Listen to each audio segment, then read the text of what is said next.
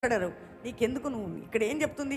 బూతి మాటలైనను, పోకిరి మాటలైనను, బూతులైనను, పోకిరి మాటలైనను, సరసోక్తులైనను ఉచ్చరింపకూడదు. ఒక వ్యక్తిని చూసి వీళ్ళు తిడతారు కదండి చాలామంది, సేవకులు తిడుతున్నారు, వాడొక దొంగ, వీడొక దొంగ.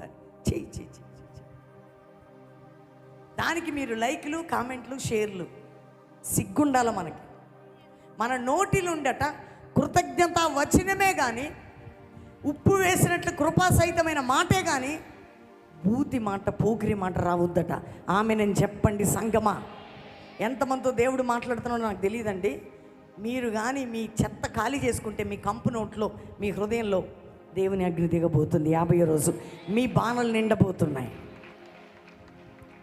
ఏం దూషణ మాటలండి. నాకు కోపం అరే ఏంద్రా నాయన, మామూలు కోపం. ఇప్పుడు సంఘంలో నా బిడ్డలని నేను కోపపడుడు వేరు, గద్దించుడు వేరు, హెచ్చరించుడు. పోకిరి మాటల, బూతు మాటల.